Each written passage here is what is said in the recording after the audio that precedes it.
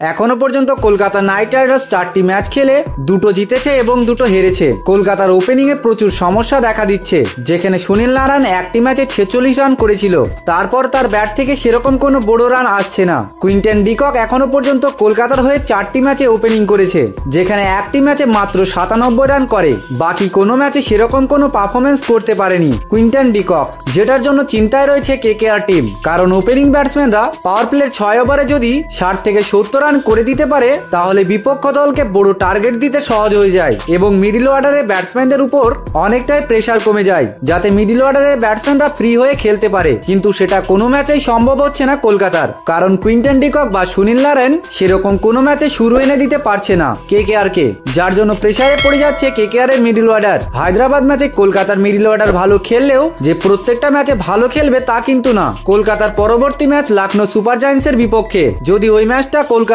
জিততে পারে তাহলে পয়েন্ট টেবিলে অনেকটাই উপরের দিকে চলে আসবে, তাই কলকাতা চাইবে ম্যাচটিকে জিততে। এলএসজির সঙ্গে ম্যাচে কলকাতার ওপেনিং এ হতে যাচ্ছে বিরাট পরিবর্তন। এই ম্যাচে কুইন্টন ডিককের জায়গায় সুযোগ পাবে রহমানুল্লাহ গুরবাজ। রহমানুল্লাহ গুরবাজ প্রত্যেকটা সিজনেই কলকাতার হয়ে বেশ ভালোই খেলেছে। রহমানুল্লাহ গুরবাজ আফগানিস্তান দলের একজন বিধ্বংসী ওপেনার ব্যাটসম্যান, যে আফগানিস্তানের হয়ে অসাধারণ ইনিংস খেলেছে এবং আফগানিস্তানকে একা হাতে অনেক ম্যাচ জিতিয়েছে। যেহেতু কুইন্টন ডিককের ব্যাট থেকে একদমই রান আসছে না, তাই নেক্সট ম্যাচে রহমানুল্লাহ গুরবাজকে আমরা ওপেনিং এ দেখতে পাবো এবং কেকেআর ভক্তরা চাইছে সুনীল নারায়ণের সঙ্গে জুটি বেঁধে কেকেআর কে একটি ভালো শুরু এনে দেখ, যাতে কলকাতা একটা বড় টার্গেট সেট করতে পারে। যদিও এক্সপিরিয়েন্সের দিক থেকে কুইন্টন ডিকক রহমানুল্লাহ গুরবাজের থেকে অনেক এগিয়ে, কিন্তু কারেন্ট ফর্ম দেখতে গেলে রহমানুল্লাহ গুরবাজ কুইন্টন ডিককের থেকে এগিয়ে আছে, তাই নেক্সট ম্যাচে সুযোগ দিয়ে দেখবে রহমানুল্লাহ গুরবাজকে। তো বন্ধুরা, আপনার কি মনে হয় কুইন্টন ডিকক নাকি রহমানুল্লাহ গুরবাজ, এদের মধ্যে কাকে দিয়ে ওপেনিং করালে ভালো হবে? আপনার মূল্যবান রায় অবশ্যই কমেন্টে জানিয়ে দিবেন।